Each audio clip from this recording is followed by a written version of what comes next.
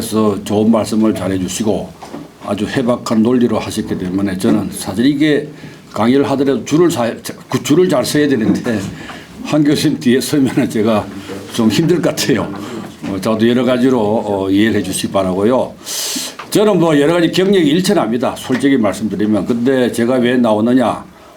우리 이석우 총장께서 이게 실무적으로 뭐 이야기할 거를 한 놈을 좀 찾아보는데 찾아봐도 없으니까 우연하게 걸린 게 저 같은 것 같아요. 그러니까 그거는 잘못 말씀하셨습니다. 특별히 찾아봐도 없었던 게 아니라 대기업 현장에서 특히나 기조실의 인사기획 담당 부장은 굉장히 중요한 자리입니다. 제가 이분이다 하고 모셨습니다. 항상 박수 좀 주시죠.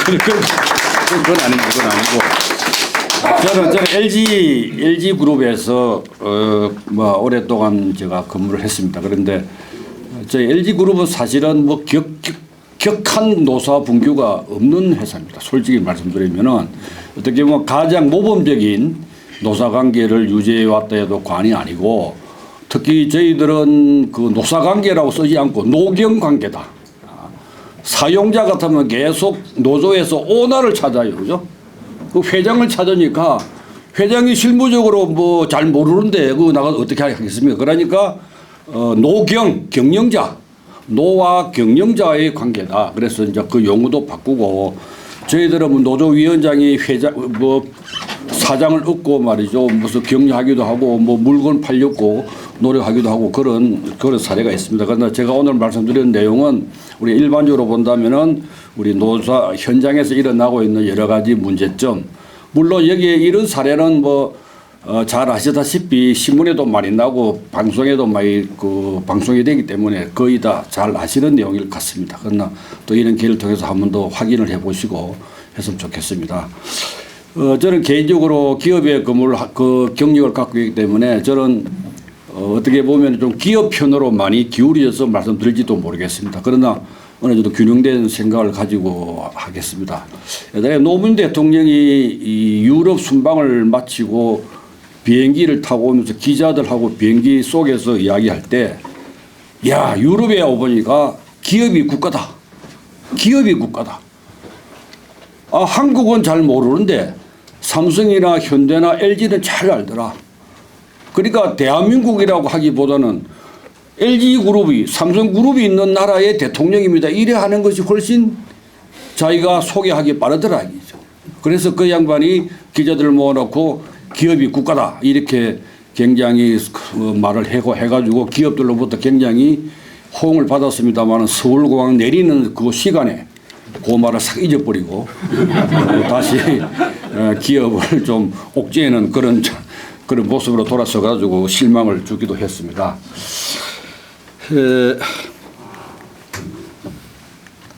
그렇죠. 예.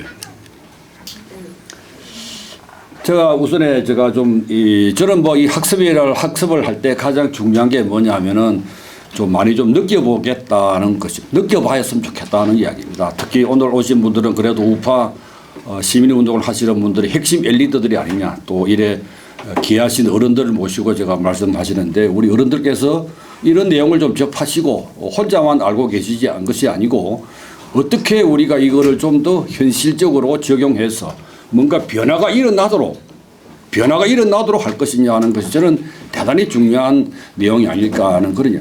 알고 있는 것 자체가 아니고 그래서 저는 난리지보다는 암 자체다. 암이라는 것은 난리지 플러스 실행이라고 부릅니다.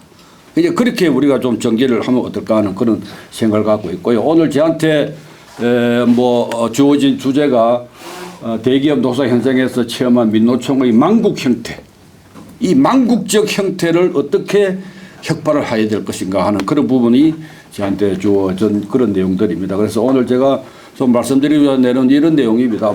앞에서 한 교수님께서 좀 잘 정리를 해 주셨기 때문에 저는 좀 편하게 갈 수 있는데요. 제가 좀 우선에 민노총의 정체성, 민노총의 망국 형태, 그래서 1번부터 6가지가 나와 있습니다. 그래서 무조건 습관적 파업, 정치적 파업, 고임금 저효율의 구조에도 불구하고 계속해서 파업 지향주로 가는 것, 불법, 무력, 폭력 점거, 그 다음에 건설 노조에, 특히 이거는 건설 노조는 민노총 전체에 있습니다만은, 저지른 악행이 그야말로 대한민국을 그야말로 오염시키는 그런 아주 극랄한 악질적인 그런 건설 노조가 아닐까 하는 생각입니다. 그리고 노조가 일반적으로 하고 있는 노조가 우리 기업에 주고 있는 경영권에 대한 피해가 굉장히 많습니다. 그런 부분에서 그리고 뭐 시간이 되면은 마지막으로 제 소견으로서 앞으로 노동개혁은 어떻게 갔으면 좋겠느냐 하는 그런 내용을 제가 좀 말씀을 드리겠습니다. 민노총의 정체성에 대해서 말씀드리면 말이죠. 여기는 그 바스프라는 독일 화학 회사입니다. 그 회사의 그 사장을 제가 한번 만났는데 이런 이야기 합니다. 5월 달에 만났는데요. 2월 달부터 임금 협상 임단하느라고 아무것도 못했다. 그거를 딱 맞추고 난 여기 사람이 내가 올해 해야 될 과업의 80%는 다인 것 같다. 그러면서 한탄합니다. 사장이 영업을 하고 전 세계를 돌아다니면서 기업을 키우는 또 R&D 쪽에 열정을 바쳐야 되는데 노사관계에 매여가지고 한 발짝도 움직이지 못한다는 것이. 이런 게 과연 괜찮은 일이냐? 나라로 봐서 괜찮은 일이냐? 저는 개인적으로 기업은 바로 나라의 미래입니다. 나라의 풍요는 바로 기업에서 나옵니다. 기업의 성장이 바로 나라의 성장입니다. 여러분 우리가 국가 경쟁력을 이야기할 때 뭘 경쟁하겠습니까? 미국과 한국이 경쟁하겠습니까? 우리의 경쟁력 하면 삼성전자와 구글에 대한 경쟁입니다. 삼성전자와 애플의 경쟁이다. 그게 기업의 경쟁입니다.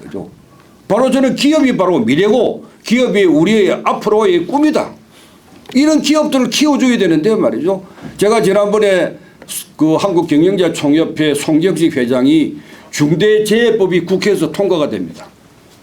그래가지고 건설 현장 같은 건설 회사 같은 데는 농담으로 나오는 이야기지만 감옥소에 갈 전문 경영인을 모집을 해야 된다. 전국에 막 흩어져 있는 그 현상에서 안전사고로 사람이 죽으면 최고 경영자가 구속입니다. 바로 이거는 벌금이 아니다. 벌금으로 할 수 있는 그 산재법이 있어요. 근데 말이요 민주당에서 민주당이 아니고 더불당 이놈들이 말이죠. 그런 걸 갖다가 국회에서 쪽수만 더 그래 통과시킨 겁니다. 그래서 송경식 회장이 이거를 좀 막아달라고 전 시민단체 전 국회의원들 뭐 공직자 요로에 가서 의논을 하고 좀 도와달라고 하더라도 기업을 위해서 나서는 조직이 아무데도 없더라. 아무데도 없더라. 급하면 기업보다 돈 내라. 체육대 돈 내라. 뭐 월드컵하면 돈 내라. 전국 체육대학 돈 내라. 홍수가 났다 돈 내라. 산불 났다 돈 내라. 연말이다 돈 내라. 전부 다 이렇게 갈취를 하고 해가면서 왜 기업이 이렇게 기업을 죽이려고 그러느냐. 그 이야기를 저는 진짜 하고 싶습니다. 그래서 우리가 지금 민주노총이 갖고 있는 그 지금 전국 노조가 형태가 어떠냐. 지금 총무물이 우리 근로자들이 한 2천만 정도 된다고 그럽니다. 그 중에 지금 노조의 가입자들이 약 280만 정도 됩니다. 그리고 또 거기 보면 민간 부분은 11.3%, 뭐 공무원들은 굉장히 많이 가입되어 있고요. 기업을 노조로 들어가는 사람 약 110만 정도. 초기업자들이 이게 실업자, 미취업자, 정규직자 이런 분들이 들어간 겁니다. 근데 한국노총이 지금 115만 정도 되고 민노총이 113만 정도 됩니다. 그리고 이게 민노총이나 한국 그 노총에 가입되지 않는 미가입 그 사람들이 약 41만 정도 됩니다. 그런데 이런 조직인데 이런 구조인데 불구하고 대한민국의 노사분규의 80%는 민노총에 있는 조직에서 일어납니다. 그러니까 민노총은 대한민국의 악질입니다. 악행이에요, 악행. 모든 사회를 갖다가 병들하고 오염시키고 그야말로 국민들 정신을 황폐화시키는 그런 조직이 아닐까 하는 그런 생각입니다. 한 가지 우스개로 말이죠. 그 울산에 가면은 현대자동차 북구에 양정동이라는 데가 있습니다. 그 양정동 인근의 초등학교 아이들한테 너 미래 꿈이 뭐냐 하니까 자기 꿈은 현대자동차 노동조합의 대의원을 하는 것이 꿈이다. 여러분 초등학교 아이의 꿈이 현대자동차 노동조합의 대의원을 하는 게 꿈이다. 왜 그러냐? 자기는 대학 갈 필요가 없대요. 자기 아버지는 공고를 졸업하고 현대자동차 들어봤는데 대의원이 되니까요. 현대자동차에 뭐 잘 나가는 상무, 전무, 이사, 부장이 와서 말이죠. 쩔쩔매고 말이죠. 항상 딸랑딸랑거리고 말이죠. 자기 아버지는 뭐 자기 엄마도 골프 치고 자기 아버지도 차도 좋은 차 타고 말이죠. 구태여 머리 빠지게 공부할 필요가 없다. 현대자동차 들어가서 아버지 덕으로 들어가지 않겠습니까? 앞으로 또 세습이니까. 그것은 강성으로 나와가지고 노동자 대우라면 자기는 평생이 보장된다. 죽을 때까지. 자기 아들까지 보장된다 이거지. 이런 악행들을 하고 있는 게 바로 민노총이고 그중에서 금속노조입니다. 저는 그렇기 때문에 제 개인적으로 좀 과격한 이야기인지 모르지만은 대한민국의 자동차 회사는 하나가 쫄딱 망해야 대한민국이 산다 이런 지론을 갖고 있습니다. 그러니까 너무 극우 아니냐 하는데 저는 극우 아니고 저는 합리적인 우파의 사람 이런 상태다 이런 상태.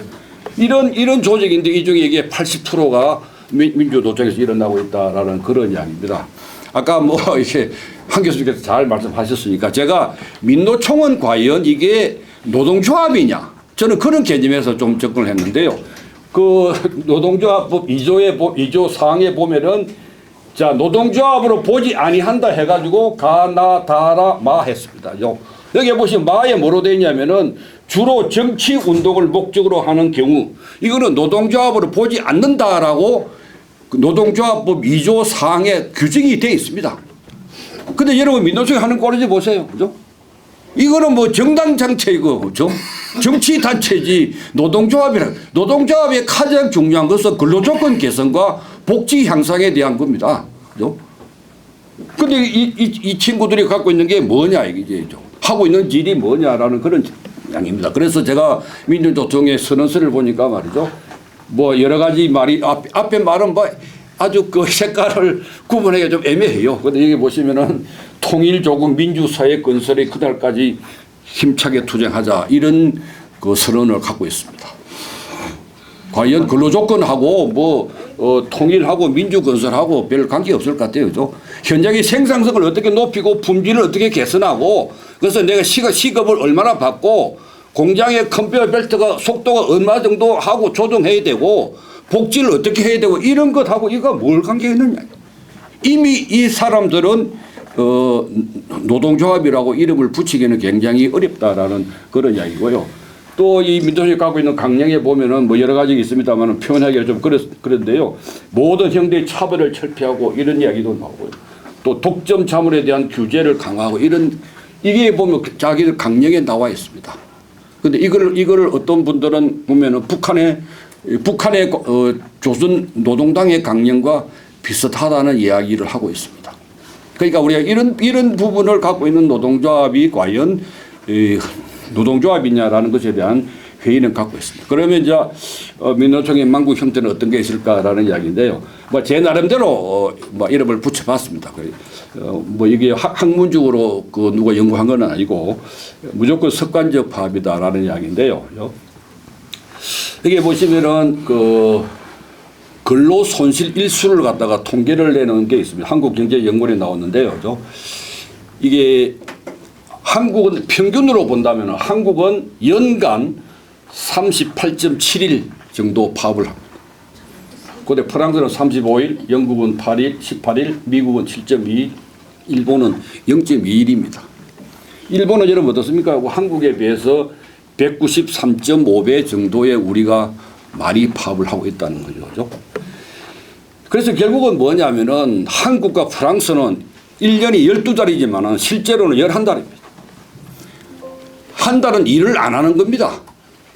현대자동차가 말이죠. 예를 들어서 일본의 도요타하고 경쟁을 한다면은 11달 생산해내는 그런 회사하고 12달 풀로 하는 회사하고 차이가 날 수밖에 없어요. 그게 전부 다 뭐로 인한 것이냐? 전부 다 근로자들의 노동조합의 불법 파업이 일어나는 것이다.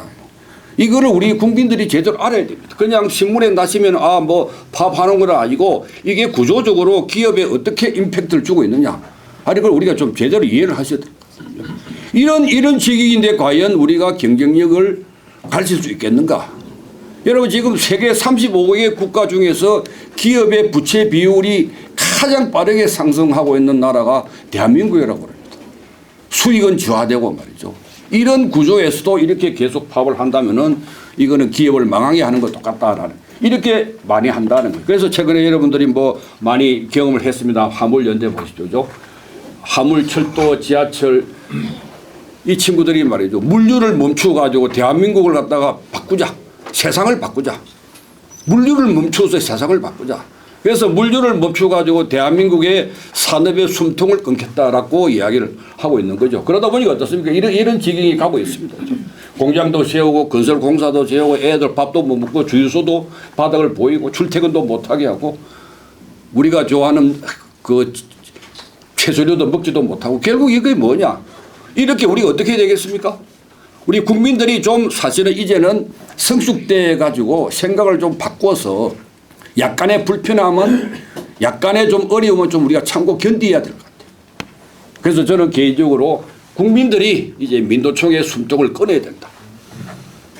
민노총이 대한민국을 숨통을 끊겠다면은 이제 우리가 국민들이 먼저 민노총의 숨통을 끊어야 된다.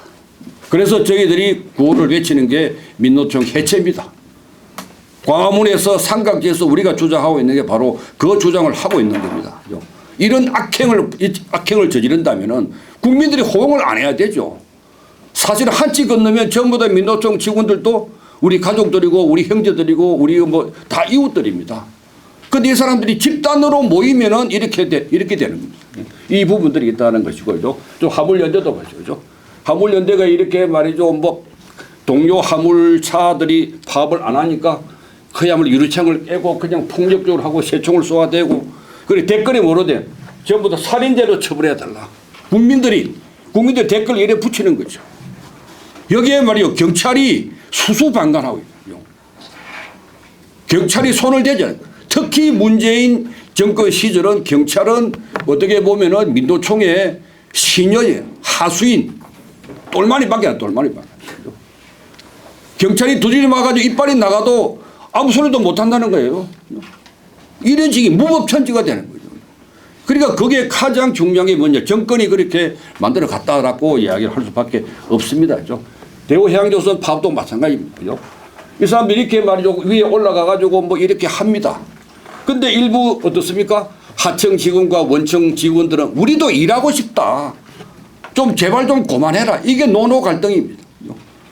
그래서 무려 8천억 정도의 손실이 났다고 하는데 고작 뭐 약 30억 정도의 뭐 쇼부를 보겠다라고 이렇게 이야기를 하고 있는 거죠. 그 누가 이야기합니까? 아니 더불어당 국회의원들이 와가지고 말이야 기업한테 양보를 해라. 근로자들이 무슨 돈이 있냐, 그죠? 그걸 계속 부추기는 거예요. 그럼 아까 어떻습니까? 이 2조 3조 개정하겠다는 것도 결국은 파업의 천국입니다. 실제 기업의 현장에서는 말이죠. 파업의 경영자들이 가장 겁내는 게 여러분 현대 정주영 회장이 딱 계시잖아요. 그죠? 현대자동차의 파업이 일어났다.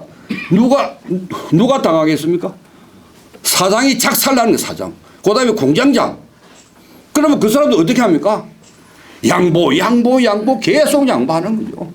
그리고 어떻습니까? 뭐 신문에는 말이요. 뭐 아주 합리적으로 의사결정을 했다고 그럽니다만 어떻습니까?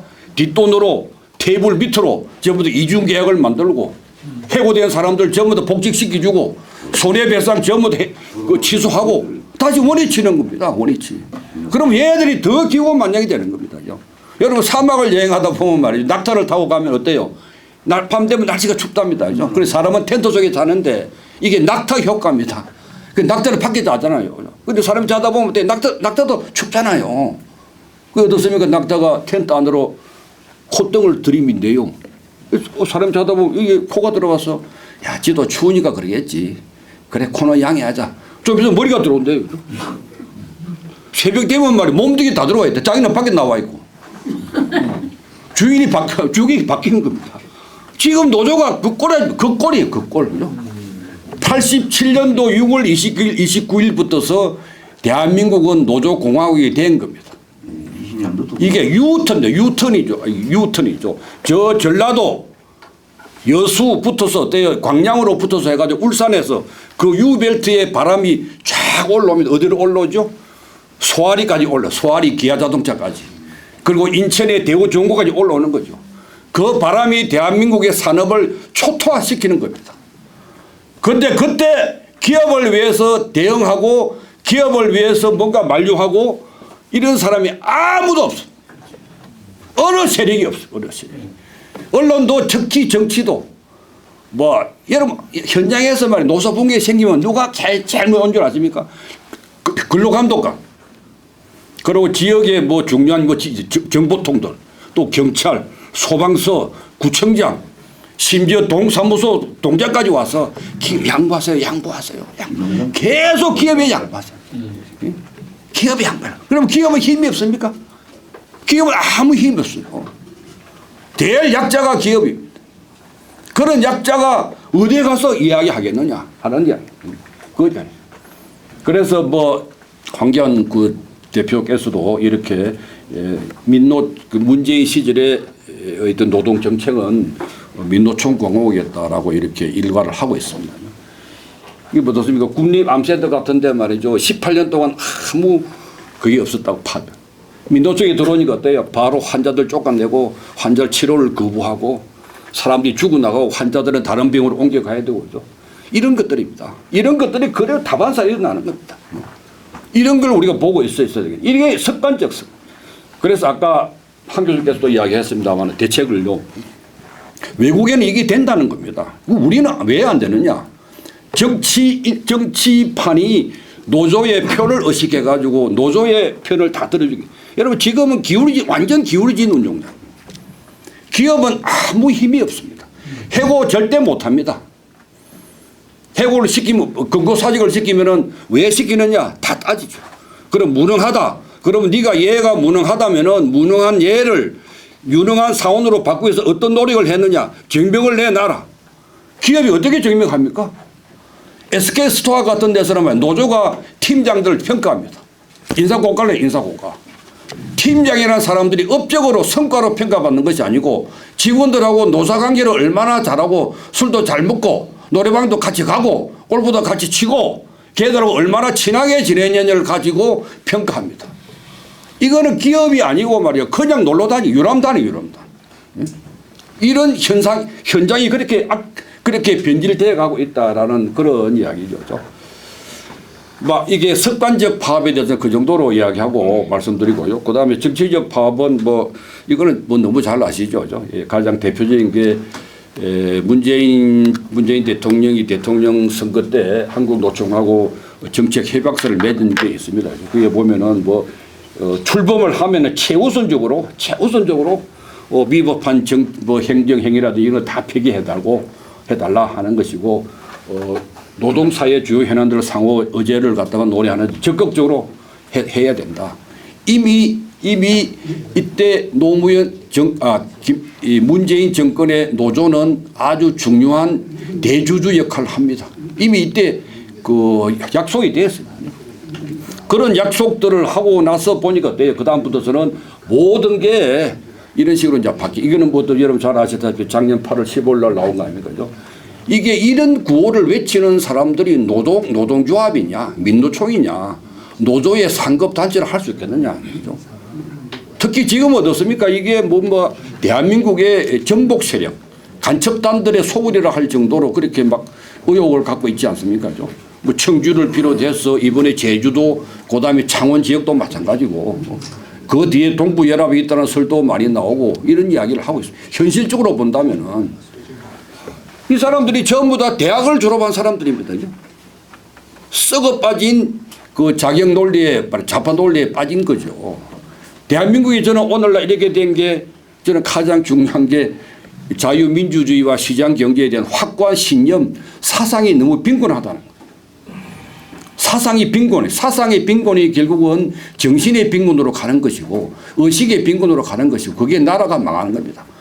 확고한 사상이 없는 국가는 망하게 되어 있다. 가장 대표적인 것이 어디죠? 월남이잖아요.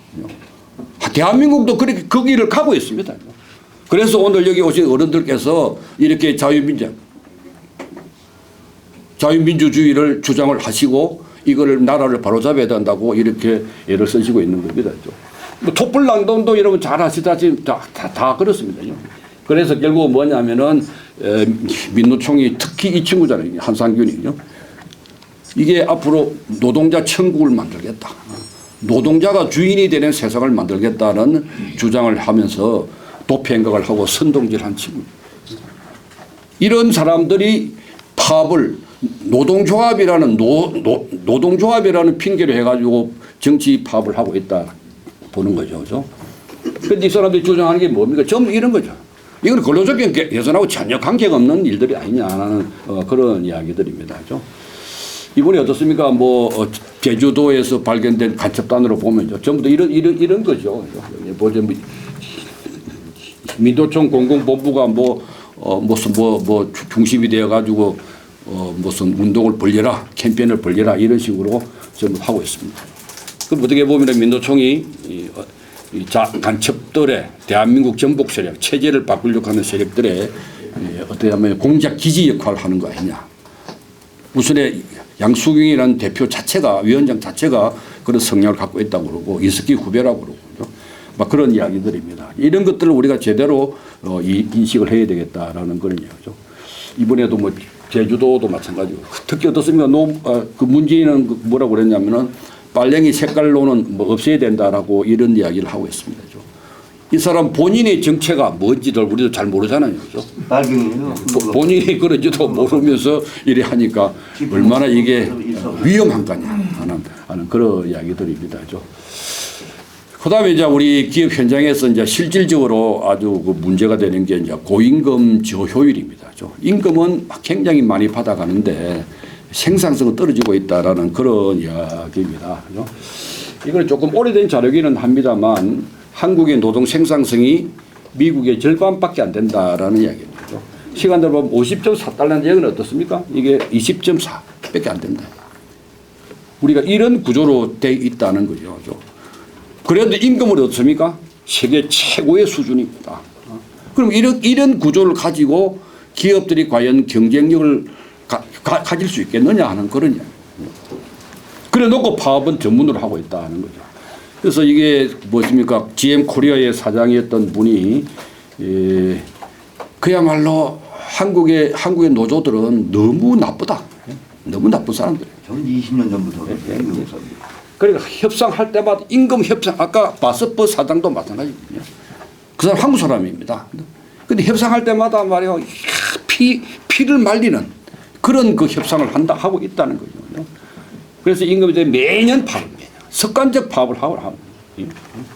그러다 그 생산성은 OECD에서 최저하의 국가고, 그리고 노동 규제는 아까 우리가 노란봉투법을 비롯해서 그런 그 규제는 계속해서 늘어가고, 그래서 이분들이 말이에요, 진짜 한국에 투자하기 어렵다. 아까 한국에서 아직도 사업을 합니까? 아직도 한국에서 장사합니까? 좀 미친 짓이다 이렇게 할 정도로 돼 있다라는 그런 이야기죠.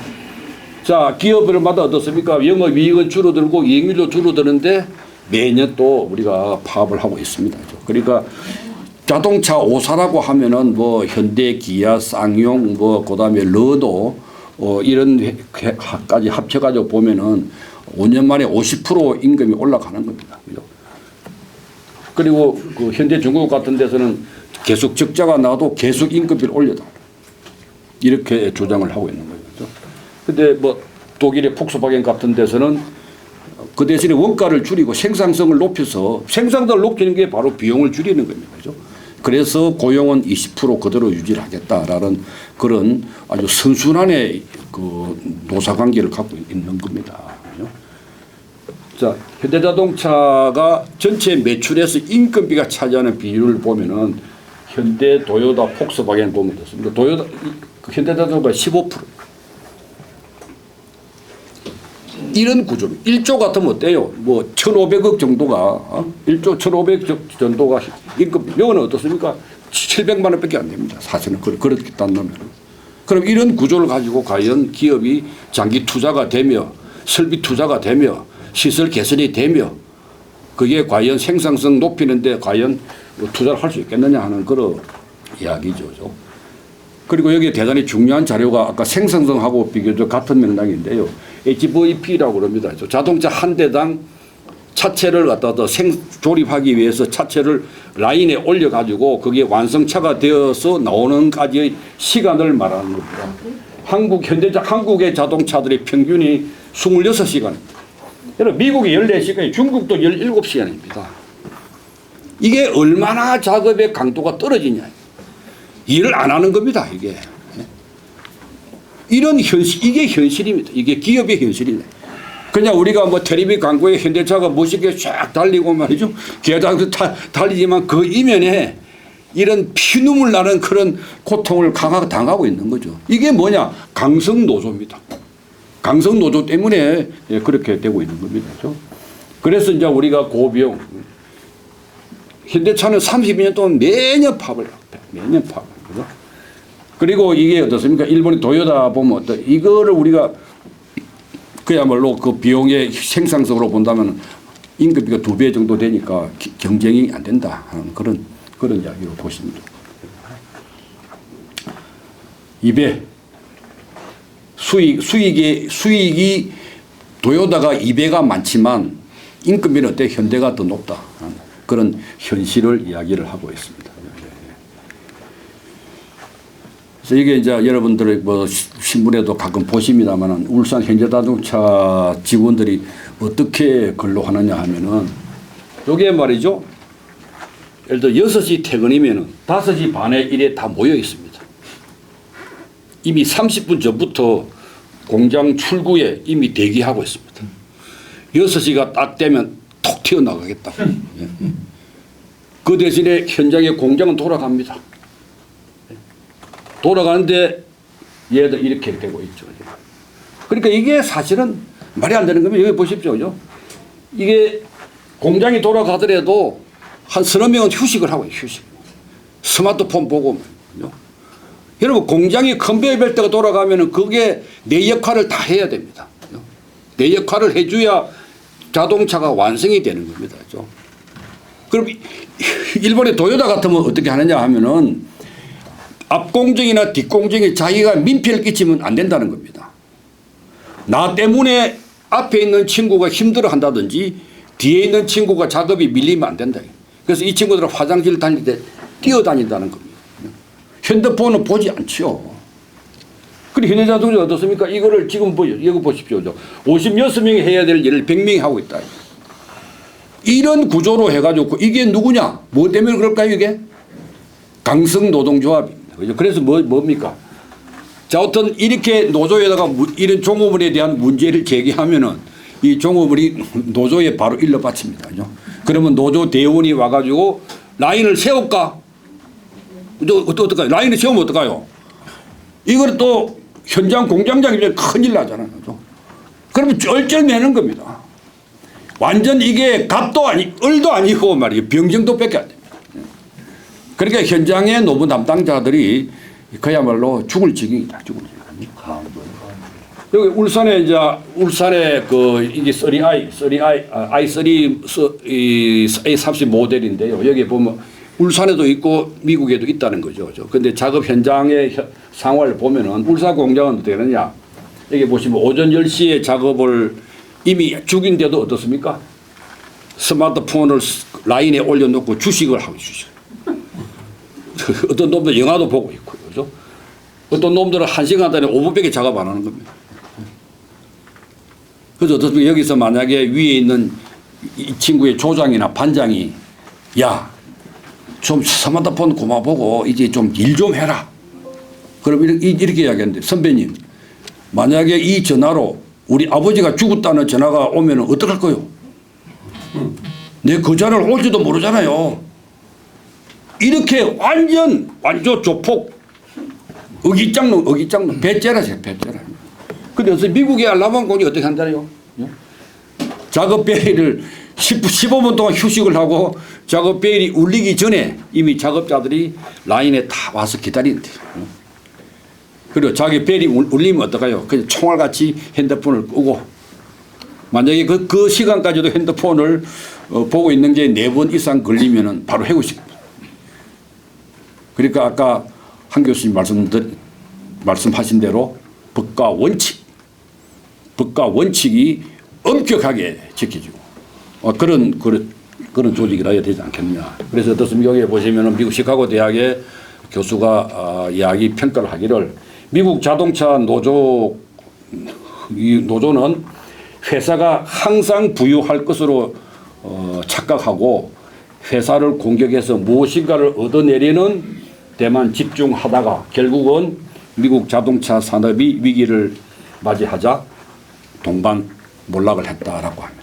그래서 이 미시간 대학의 교수가 현대 자동차도 이렇게 노사 분기를 그렇게 열심히 하다 보면은 미국의 자동차 산업 옛날에 GM과 똑같은 꼴이 될 수도 있다. 그럼 결국 뭐죠? 있을 때 잘해라. 잘 될 때 뭔가 저축을 하고 비축을 하고 미래를 대비하고 R&D도 하고 해야 되지 않겠습니까? 이 근성이 한국에는 말이죠. 제 개인적인 생각인데 한국은 요즘은 말이요. 돈이 종교입니다. 돈이 종교예요. 전부 다 돈에 미쳐가고 돈에 환장한 연봉 1억을 받는 친구들입니다. 제가 현장에서 만나보면 말이죠. 현장에서 보면은 이런 교육 중에도 어떤 놈들은 말이죠. 현장 직원인데도 불구하고 연봉이 1억입니다. 그 앉아서 뭐 하십니까? 골프 모션 연습하고 있어요. 예? 예? 그런 친구들이 현장 가면 일 안 합니다. 일 안 하죠. 그러면 거기에 그런 현장이 되었다. 그 다음에 뭐 불법 폭력 뭐 이런 것들입니다. 예, 그래서 가장 대표적인 게 어떻습니까? 유성기업, 대전의 유성기업인데 7개월 동안 파업을 했습니다. 그때 이 상무가 얻어맞아가지고 이렇게 전치 12주의 중상을 입었습니다. 근데 경찰들이 신고 6차례 정도 신고를 해도 안 오더랍니다. 그리고 왔는데도 불구하고 노조가 강력하게 저지하니까 안 들어가고 노조가 풀릴 때까지 기다리는 거죠. 이미 그들은 어떻습니까? 이 사람은 중상 입은 상태로 쓰러져 있는 상태고.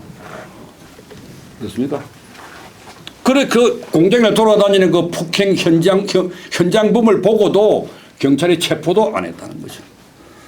그런 친구가 재판에 들어갔습니다. 재판에 들어가요. 어떻습니까? 얘가 형을 살면서 그 노조의 임단 협상이 어떻게 되는지 모르지만은 감옥소 안에서 승진한 게 승진. 반장을 하다가 직장이 되는 거예요. 직장. 여러분 이게 나라입니까? 나라죠. 제가 즐겨 쓰는 말이 있습니다. 기국 비국이다. 이거는 나라가 아니다. 나라가 아니다. 법치가 법이 아니다. 이미 1544년대 이율곡 선생이 하신 말씀입니다.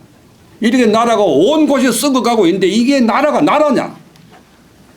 이런 생각을 우리가 좀 여기 어른들 같으시면은 엘리트 분들 같으시면은 그래도 사회 오피니언 리더 같으시면 심각하게 좀 생각을 해요.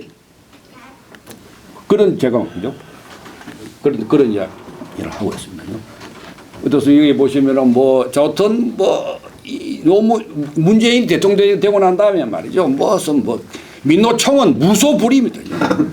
뭐 검찰청이고 시장실이고 무슨 뭐 정당 사무실이고 막 무차별로 가서 어떻습니까? 그래 하는 이게 전부 다 협약서, 정책 협약서. 그게 노조공화국, 노조의 간땡이를 그렇게 키워준 거죠. 예? 그래서 경찰이 민도청에 폭행을 당해도 결국은 뭐 유야무야 되고 하는 그런 나라가 될 거냐. 그래서 여기 보시면 뭐 어떻게 보면 노조가 아니고 폭력 집단이라고 이야기를 할 수가 있습니다. 국회에서 담당이 무너지고 말이죠. 경찰이 폭행당하고 무슨 죽이니 살리니 말이죠. 핸드폰을 빼앗고 무기도 빼앗고 그런 증인이 나오는 거죠. 자, 뭐 여러 가지 이렇게 폭력 활동들을 많이 있었다고 알고 계실 겁니다. 그래서 최근에 어떻습니까? 뭐 이게 화이트 진로라든지 또 CJ 쿠팡 같은 게 전부 다 어떻습니까? 공장을 특이로 어떻습니까? 여기 보시면은 그 화이트 진로는 신나까지 이나 물질 신나까지 들고 가서 이렇게 압력을 놓고 있었다라고 이야기를 하는 거죠. 그리고 들어가면 그냥 들어가지 않죠. 회사 기물을 파손하고 또 임직원을 폭행하고 이런 다바소리 나고 있다라고 봅니다. 어떻습니까? 성과를 아까 한국 GM 사장이 그렇게 곤혹스럽게 이야기했는데도 불구하고 사장실을 점령해가지고 쇠파이프로 이렇게 무차별로 폭행을 하고 있다라는 그런 얘기죠. 현대제철 지금 현대전력 사장실이 지금 87일째 어떻습니까? 지금 노조가 점령이 돼 있다고 합니다. 이유가 뭐냐? 현대차, 기아차는 경력은 400만 원 받는데 우리는 왜 안 주냐. 그죠? 그리고 근로조건이 다르고 회사의 수익 구조가 다른데 어떻게 똑같이 줄 수 있나. 이게 회사의 방침이에요. 그러니까 거기에서 어떻습니까? 그렇게 점령을 하고 있다라고 보는 겁니다. 뭐 건설 현장 폭력은 여러분 잘 아시죠? 이게 그야말로 얼마나 포스코가 지독하게 당했으면은 포스코 자체도 포스코 여러분 대단한 회사지 않습니까요? 대한민국의 역사를 바꾼 그런 회사가 결국은 민노총의 건설 노조에 항복을 하고 결국 최근에 무슨 민노총을 탈퇴하는 그런 지경까지 온 거냐. 무법천지의 건설 현장이 되어 있다라고 보는 거죠. 어떻습니까? 이 아파트 공사가 17일간 멈췄다는 겁니다. 이 아파트 26개 동이 건설되게 되는데 이렇게 아침마다 민노총 조합원들이 와가지고 한국노총 쫓아내고 우리 민노총 집어넣어라. 그래가지고 어떻습니까? 매일 공사를 막고 있으니까. 그럼 업자는 어떨까요? 업자는. 이게 뭐죠? 건설업자는 죽을 지경입니다. 낚기는 맞춰야 되고요. 공사를 못하니까 이런 그 폐악을 부리고 있다라고 보는 거죠. 이놈들이 얼마나 건설 현장 앞에 어떻습니까? 신호대가 없으면 어때요? 일부러 때를 지어서 건너가면서 어때요? 그 건설 현장에 들어오는 덤프 트럭 같은 걸 막는답니다. 아니면 동전을 뿌려가지고 동전 죽기도 하고. 이거는 완전 양아치 같아요. 양아치. 이런 거지 민노총이라는 탈을 쓰고 그리고 공갈 협박을 하고 갈취를 하고 있다라고 보는 겁니다. 그래서 이게 건설 노조의 이런 것이 전부 다 우리가 얼마나 올라갔느냐. 2,500건이 13,000건 정도 올라갔다라는 그런 이야기입니다. 그래서 지금 어떻습니까? 여기 보시면은 뭐 2009년도에 뭐 KT는 이미 탈퇴를 했지만 최근에 어떻습니까? 한국은행, GS건설, 쌍용건설, 금융감독원 등이 지금 민노총을 탈퇴를 하고 있다라고 보는 겁니다. 자, 뭐 10시간이 됐는데요. 아까 말씀드린 것처럼 채용도 해고도 잘 못합니다. 해고는 거의 불가능합니다. 해고가 없으니까 고용이 안 됩니다. 여러분 우리 만약에 어른들께서 사장님이시다. 해고 못하는데 여러분 인건비는 비가 오나 눈이 오나 비는 바로 줘야 됩니다. 그건 고정비입니다. 그건 뭐 어렵다고 해서 안 줄 수가 없어요. 그러면 그거를 감당하지 못하면 뽑을 수가 없는 겁니다. 그래서 저는 이게 우리가 굉장히 중요한 부분이 여기 이 부분이 있고요. 또 그다음에 공장 정설, 사업 계획, 생산 계획도 전부 다 노조의 합의를 받아야 돼요. 합의를 받지 않으면 안 됩니다. 공장 라인 이동도 절대 안 됩니다. 아무것도 못 합니다. 노조의 합의 없이는. 조급은 전환 배치도 불가능합니다. 제가 경험한 것은 기아자동차 소아리 공장의 엔진이 바뀜으로 해서 엔진 공정에서 종업원이 75명이 그게 여유가 생겼어요. 그 여유 생긴 사람을 전주공장과 화성 공장에다가 전환 배치를 할 수 있습니다. 절대 안 됩니다. 그럼 어떻게 했느냐 회사가 어떤 자리 빌 때까지 1년 동안 노립니다. 1년 동안 쉬게 합니다. 임금은 평균 임금의 75%를 주고 그럼 걔네들은 뭐하는 줄 아닙니까? 1년 동안 해 마누라하고 해외여행도 다니고 골프도 치고 온갖 일을 다 해요. 자기 하고 싶은 대로 합니다. 그래가지고 한 사람이 퇴직을 하면 그 자리에 한 명 집어넣고 또 퇴직하면 또 한 명 집어넣고 정년 퇴직했다가 나오면 또 한 명 집어넣고 그래가지고 이제 회사가 하도 안 되니까 12월 달에는 한 달 동안 교육을 시키자. 기아자동차 소아리 공장 가면 연수원이 4층 건물인데요. 강의장이 4층에 있습니다. 그게 2층이 그 연수원 사무실입니다. 연수원 직원들이 있어요.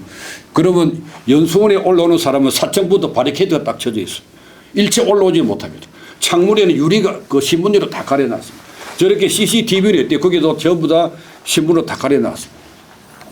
그럼 아침 되면 어떻습니까? A반, B반이니까 75명이니까 뭐 한 35명씩 앉았잖아요. 자, 35명이 첫 시간에는 8시부터 강의를 하면은 8시에는 35명이 있어요. 전부 다 이제 사인을 딱 해놓고 한 30분 지나면 한 놈 빠지고 두 놈 빠지고 세 놈 빠지고 오전 되면 한 두 놈 앉아 있습니다. 오후 되면은 또 12시 되면은 또 1시 되면 또 35명이 앉아요. 그저 다 빠져나가요. 회사가 이거를 왜 하느냐? 그래도 해야 됩니다. 시간을 때워야 되니까. 그 75명을 어떻습니까? 나중에 작업에 다 배치할 때까지. 이게 우리 공장에서 일어나고 있는 바로 현실이다라는 그런 뭐 종업원 징계도 이제 교육훈련도 전부 다 불가능하다 이런 말씀을 드립니다. 예, 뭐 제가 한 1분만 쓰면은 저는 그렇기 때문에 우리가 좀 생각을 해봐야 되겠어. 노조라든지 기업이라든지 정부가 이게 우리가 좀 뭔가 좀 정책을 전략을 좀 바꿔야 되지 않겠느냐 하는. 어떻습니까? 노조도 회사 망하고 난 다음에 한진중공업도 쌍용자동차도 결국은 그렇게 파업의 결과로 힘들어 하니까 나중에 조금 생각을 바꿨다는 거죠. 그래 하기 전에 좀 잘 될 때 좀 하자는 것이고 기업도 사실은 적으로 보지 말고 노동조합을 근로자를 적으로 보지 말고 이런 어떻게 보면 뭐 관대한 이야기지만 이걸 어디까지나 법과 원칙에 의해서 일어나야 되겠다라는 그런 이야기입니다. 그리고 어떻습니까? 우리 뭐 관련된 기관이나 정부나 사회단체나 아니면 연구소 같은 데서도 좀 바람직한 모델을 만들어 가지고 그래 해야 되지 않겠느냐 하는 그런 이야기고요. 그래서 정도 투명 경영을 해야 될 것 같고 노동조합도 법과 원칙에 의해서 해야 되겠다는 것이 저는 뭐 개인적으로 생각을 갖고 있습니다. 그래서 이런 부분을 좀 우리가 좀 공통적으로 공감을 해보자라는 그런 취지입니다. 여러분 잘 아시지 않습니까? 미국의 레이건 대통령, 뭐 영국의 대처 수장이 결국은 저렇게 압도를 한 것은 법과 원칙, 정도로 갔기 때문에 아까 물론 고빈하신 말씀처럼 기업한테도 기업도 근로자도 마찬가지고 공정하게 법과 원칙에 똑같은 잣대를 들여야 돼서 그런데요 여러분 이게 티나 대처 수상의 그 대처 수상의 별명이 이게 티나입니다. 근데 어쩌니까 뭐 종업원들이 뭐 상처 주고 나가고 시체가 나뒹굴고 막 쓰레기가 치우지 못하니까 막 침줄 주고 흘러다니고 이럴 때 어떻습니까? 수상한테다가 카카 이제 좀 양보 좀 하시죠. 그만하시죠. 이러니까 대처가 그때 한 말이 뭐냐면 There is no alternative. 다른 대안이 없다. 이거 외에는 다른 길이 없다. 그래서 이거를 옆에 측근들이 이름을 줄여가지고 미세스 티나. 그래서 저는 개인적으로 우리나라 윤 대통령도 이제는 미스터 티나. 예. 이렇게 좀 우리가 좀 가서 5년 동안 끝까지 굴하지 않고 강력하게 법과 원칙에 의해서 강력한 리더십을 발휘하면은 앞으로 한 5년 정도 지나면 나라가 그래도 정상적인 나라가 안 되겠냐 하는 그래서 저는 공생공자가 되어야 됐다는 그러고요. 일본의 도요다의 이야기인데 도요다는 여러분 아시다시피 지금 61년 동안 분규가 없습니다. 근데 여기 보시면 노사에 뭐냐면은 이 사람들이 그 1960년대에 이런 선언을 합니다. 이런 선언이 도요다 웨이입니다. 도요다 웨이. 도요다는 앞으로 이렇게 경영하겠다. 이 사람들도 치열한 노사 분규를 겪고 난 다음에 이렇게 결의를 하는데요. 거기 보시면은 이 사람 노사 상호는 생존과 이익을 중요시하며 이익이 나면 반드시 공유하자. 그래서 이익이 나도록 하는 거예요. 그래서 도요다 근로자들은 어떻습니까? 회사가 어려우면은 R&D에 쓰십시오. 이번에는 안 해도 됩니다. 임금 인상 없는 걸로 하겠습니다. 이런 뭐 좀 멋진 사례도 우리나라에도 발생되면 어떨까 하는데 기대는 뭐 하기 어렵지 않겠느냐 하는 그런 얘기입니다. 그래서 우리가 그래서 제 나름대로 저는 뭐 이렇게 급세 나라와 청년의 미래가 없다. 그렇기 때문에 노동의 유연성, 그다음에 지금 노사 간의 기울어진 운용량입니다. 기업이 힘이 없어요.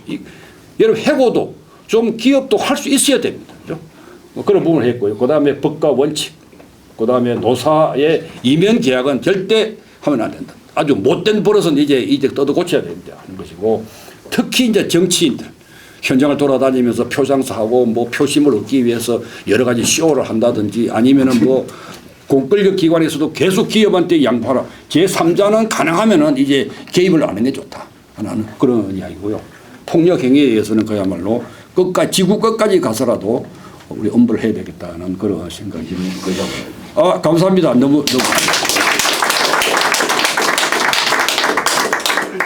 일단 잠깐 앉으시고 지금 질의응답을 좀 갖겠습니다. 뭐 우리 고영주 대표님도 계시고 한 교수님 또 이용준 회장님 다 하시면 되고 그 다음에 저희들이 간단한 스낵오찬을 지금 이렇게 차려드릴 테니까 그거는 차려주시는 대로 드시는 걸로 그렇게